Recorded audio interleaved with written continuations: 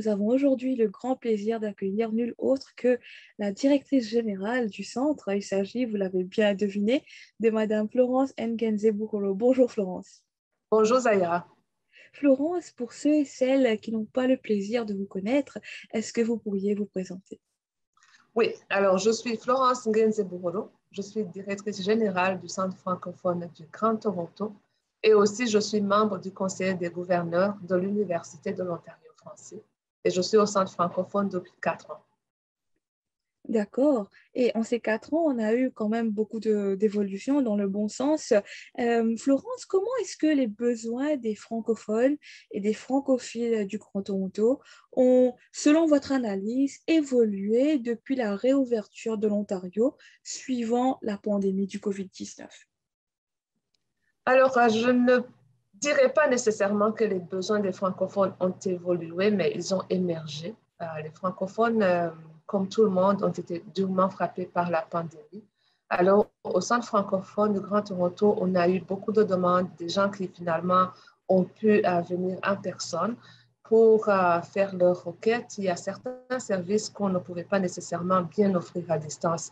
Vous le savez qu'on a offert tous nos services en virtuel. Et ça s'est très, très bien passé. Mais par contre, si une personne doit passer une audience et que les avocats doivent préparer cette personne, c'est vraiment un service qui sera mieux en personne ou certains tests médicaux. Alors, c'est pas que les besoins ont changé, mais les besoins sont beaucoup plus présents. Je veux dire, les gens peuvent les exprimer beaucoup plus vis-à-vis du centre francophone. Pourriez-vous nous en dire un petit peu plus sur les services sociaux qui sont présentement offerts au centre francophone du canton? Alors, on offre beaucoup de services sociaux et de santé. Comme vous le savez, nous offrons des soins de santé primaire et de promotion de la santé à la grande population du Grand Toronto. Nous avons aussi des services juridiques avec des avocats en immigration, droit de la famille, droit de la pauvreté. Nous avons un vaste programme de l'employabilité, un vaste programme d'établissement des nouveaux arrivants en intégration aussi. Et nous avons aussi des programmes de santé mentale, des programmes de VIH-Sida et beaucoup de programmes communautaires et aussi un programme d'éducation communautaire où on offre beaucoup d'activités virtuelles, des ateliers sur plusieurs domaines de la santé et des services sociaux en Ontario. D'accord. Justement, parlant de santé, est-ce que vous pourriez peut-être partager avec nous comment avance la campagne de vaccination au sein des cliniques du centre francophone? La campagne de vaccination avance très, très bien. Comme vous le savez, le Centre francophone a mené une clinique de vaccination bilingue en collaboration avec l'équipe Santé Ontario du Midwest. Et c'était la seule clinique bilingue qui était à Toronto. Et nous avons vacciné beaucoup de francophones à ce moment-là qui se sont présentés.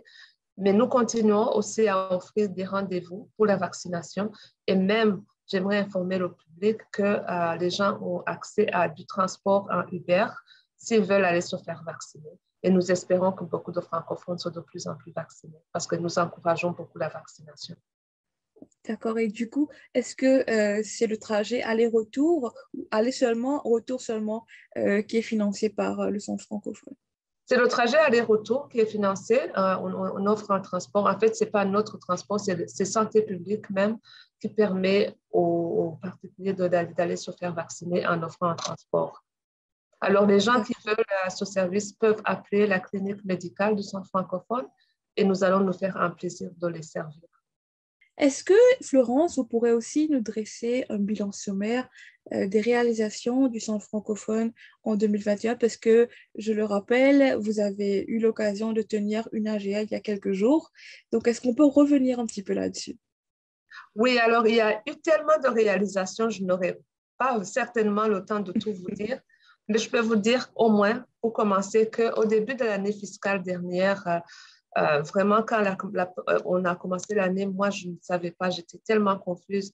Je ne savais pas où est-ce qu'on allait se rendre en pandémie. Et finalement, les résultats du Centre francophone sont vraiment spectaculaires grâce à une équipe de direction, de gestion qui qui est très efficace, et aussi un conseil d'administration qui me soutient beaucoup et des employés du Centre francophone qui sont vraiment dédiés. Alors, comme j'ai pu le dire pendant l'Assemblée générale, nos résultats sont extraordinaires. Juste pour vous donner un chiffre, nous avons eu plus de 40 000 interactions en individuel et en virtuel combiné. Alors que l'année précédente, puisqu'on était beaucoup plus en individuel, on avait seulement eu à peu près 20 000 interactions. Donc, pour vous dire que les services en virtuel ont vraiment changé notre environnement. Nous avons aussi je vous donne quelques chiffres, nous avons notamment tenu 2 jours de conférences dans le domaine de la santé et nous avons offert une variété d'activités et d'ateliers au public, aux parents francophones et aux professionnels. C'était la première fois qu'on offrait ce genre d'ateliers et de conférences, surtout en virtuel. Je vous donne un exemple. En droit, dans le domaine de l'aide juridique, nous avons servi à presque 700 clients qui ont accédé à nos services. Et comme vous savez, en pandémie, les services d'aide juridique étaient très importants pour certains. Aussi, un chiffre assez important, nous avons pu donner de l'aide aux personnes vulnérables. Nous avons aidé un nombre de 2050 personnes et nous avons à ce moment-là servi de la nourriture chaude, nous avons donné des coupons de nourriture et nous avons même distribué 100 téléphones cellulaires aux populations vulnérables afin qu'ils puissent notamment se faire des rendez-vous pour la vaccination ou accéder à d'autres services qui étaient très importants. Ce service a été grandement apprécié. Nous avons aussi organisé le mois de l'histoire des Noirs d'une manière virtuelle et nous avons atteint 1300 visionnements en virtuel et dans le monde entier, c'était extraordinaire. Et nous avons aussi vu une augmentation extraordinaire en santé mentale, plus de 65% vraiment d'une augmentation de demande de services en santé mentale, ce qui a été assez très compliqué. Il a fallu engager d'autres personnels pour vraiment aider. Donc, ça. Il y a beaucoup d'autres exemples que je pourrais vous donner, mais je m'arrête ici. D'accord, en tout cas, c'est très impressionnant. Merci pour ces éclairages. Florence, vous êtes connue comme étant une figure de proue, une grande visionnaire au sein de la francophonie.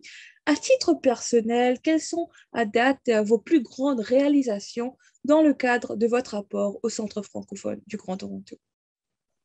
Merci beaucoup pour les compliments. Je suis très fière de ce que vous dites, mais aussi j'aimerais mentionner notamment que j'étais fière d'être récipiendaire de l'ordre de la Pléiade, rang officière. C'était vraiment un honneur qui m'a été donné par la communauté et par ceux qui avaient cru en moi et qui ont avancé ma nomination. Donc ça, c'est une très, très grande réalisation dont je suis fière. Je fais quand même, ça fait 27 ans que je travaille dans les services sociaux et de santé en Ontario. Alors, mes réalisations datent des années 1994. Ma plus grande réalisation, je pense, c'est vraiment d'être arrivée au Canada comme réfugiée avec 2 valises et d'être rendue où je suis rendue. Ce n'est pas vraiment le titre qui est très impressionnant, mais je pense que les services que je peux contribuer à rendre à la communauté partent d'une personne qui a elle-même eu besoin de services, qui était réfugiée, qui a fréquenté les abris, qui a eu besoin de l'aide de l'Ontario, de l'aide sociale, etc. Donc, depuis que je suis arrivée au Centre francophone, ma plus grande fierté, je peux dire, maintenant, 4 ans plus tard, je peux dire que c'est d'avoir relevé le Centre francophone. Parce que quand j'arrivais en 2017 au Centre francophone, il y avait quand même plusieurs défis. Et je pense que le Centre francophone a regagné sa crédibilité, sa notoriété et même a rebâti les liens avec la communauté. Et plus encore, ce qui était vraiment dans les nouvelles partout, c'était les soins médicaux qui étaient un peu fragiles. Et vous avez vu que nous avons stabilisé les soins médicaux et même restructuré le département de la santé. Il y a eu plusieurs réalisations. Présentement, la réalisation la plus importante, ou en tout cas le projet qui m'excite beaucoup, c'est le projet de la recherche des logements abordables pour les francophones du Grand Toronto, qui est en cours de réalisation, qui va encore prendre quelques années, mais c'est quand même un projet qui m'intéresse beaucoup. Mais c'est un projet de grande envergure quand même, projet de logement abordable. Est-ce que vous pourriez nous en dire un petit peu plus peut-être pour les besoins de cette entrevue? Alors, pour les besoins de cette entrevue, ce que je peux dire, c'est que depuis l'année dernière, nous avons commencé une étude sur les besoins et vraiment comprendre l'environnement et comment c'est vraiment, on est en train de bâtir un plan d'affaires pour le projet du logement abordable. Nous avons engagé une firme qui a fait une recherche pour nous. Nous allons avoir le plan d'affaires très bientôt en octobre. Et dès que nous avons le plan d'affaires, nous allons commencer à cheminer à travers le plan d'affaires. Mais je peux vous dire déjà qu'on n'a pas attendu parce que l'année dernière, on a déjà eu un financement de la région de Peel pour justement aider les francophones de Peel qui peuvent se retrouver sans abri. Et j'interpelle le public sur ce service important. Les gens de Peel qui peuvent se retrouver, qui doivent déménager, qui n'ont pas les moyens, peuvent contacter le centre francophone. Nous allons les aider d'une manière très matérielle. Nous pouvons même payer le premier et le dernier mois si une personne est mal prise. C'est un service qui n'est pas encore très connu, mais c'est un service très, très important pour les francophones de la région de Peel. D'accord, merci pour ces informations, Florence.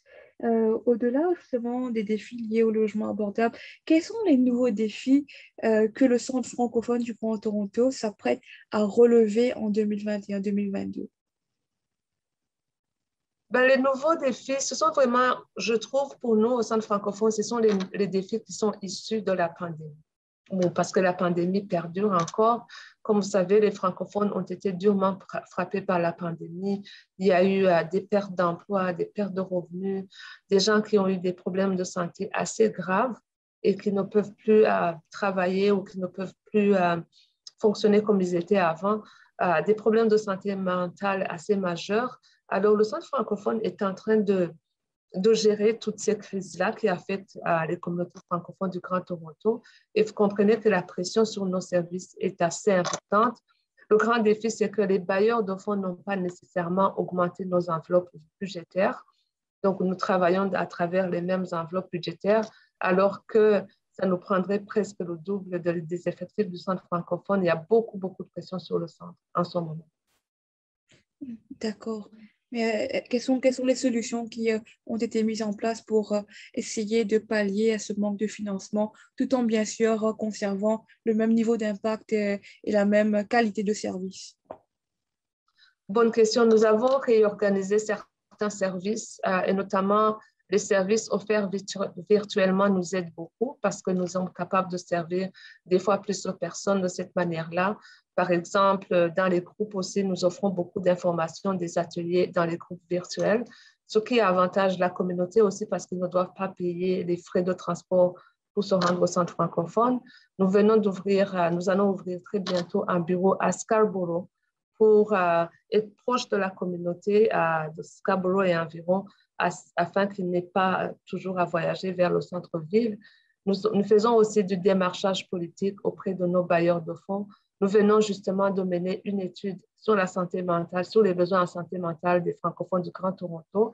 Et cette étude nous a révélé justement des enjeux qui se présentent en santé mentale.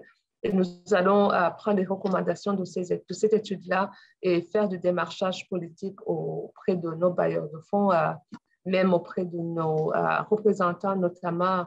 Nous travaillons beaucoup avec notre députée qui est à Mississauga, Natalia Kusendova, qui nous aide beaucoup justement à frapper sur certaines portes. Merci encore une fois, Natalia Kusendova, pour son aide à la francophonie.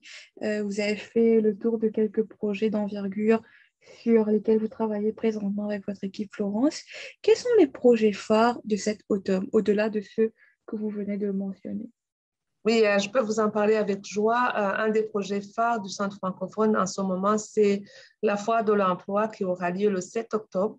Il y aura beaucoup d'employeurs et j'espère que beaucoup de francophones du Grand Toronto vont participer puisqu'ils vont pouvoir trouver des emplois et j'encourage les auditeurs à en parler autour d'eux. Un autre projet phare du Centre francophone, un projet qui m'excite beaucoup, c'est le projet de l'accueil centralisé du Centre francophone. Alors, si je peux expliquer en quelques minutes, ce projet-là, c'est un projet en fait on l'a travaillé pendant au moins 2 ans.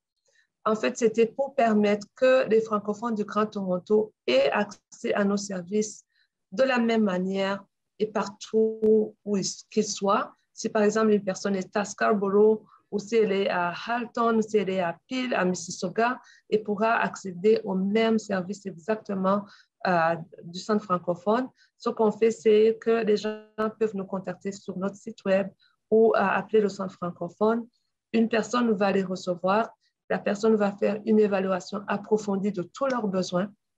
Et il y aurait même des besoins auxquels la personne n'a pas pensé, mais des services que nous, on offre. À ce moment-là, nous allons connecter la personne avec tous nos services comme vers un dispatch qui est très, très bien étudié, ce qui fait qu'on ne va plus manquer certains des services en fait, qu'on devrait offrir aux francophones. Je vous donne un exemple. Dans le temps, si la personne se présentait au centre francophone en cherchant un service à l'emploi, on lui donnait uniquement le service à l'emploi, alors que la personne aurait peut-être eu besoin d'un avocat ou elle aurait peut-être eu besoin d'un travailleur ou de thérapie. Alors, le nouveau système ou le nouveau modèle nous permet en fait d'évaluer tout de suite les besoins du francophone, de la clientèle. Donc, c'est un accompagnement à 360 degrés, en quelque sorte, que vous allez être en mesure d'offrir dorénavant à vos clients et à toute personne qui aurait besoin de vos services. Absolument, c'est exactement ça. L'autre projet phare, c'est le déménagement vers Scarborough. Nous allons ouvrir nos bureaux officiellement au mois de novembre. Nous allons vous inviter et nous allons continuer à travailler fort. Notamment, nous allons recevoir les recommandations de 2 études, l'étude sur la santé mentale et l'étude sur le logement. Alors, nous allons vraiment prendre le temps d'étudier les recommandations et de commencer à les mettre en œuvre. Et sur une note peut-être un petit peu plus légère maintenant, est-ce qu'on aura aussi l'occasion d'assister à certaines festivités? Est-ce que vous avez des festivités en perspective en décembre? Oui, absolument. J'espère vraiment qu'on va se voir en personne. Nous allons organiser une rencontre avec des partenaires, nos partenaires pour décembre et j'espère que la pandémie va nous permettre de nous rencontrer en personne. Excellent. Et auriez-vous, pour clôturer cet entretien, un mot de la fin pour les auditeurs et les auditrices de Choc FM? Alors, chers auditeurs et auditrices de Choc FM, merci beaucoup d'avoir pris le temps de m'écouter et je vous encourage à contacter le Centre francophone si vous avez besoin d'un de nos services ou juste pour vous informer. C'était Madame Florence Ngenze-Buhoro. Merci infiniment pour ce bel éclairage, Florence. On enchaîne avec la suite de la programmation sur le 105.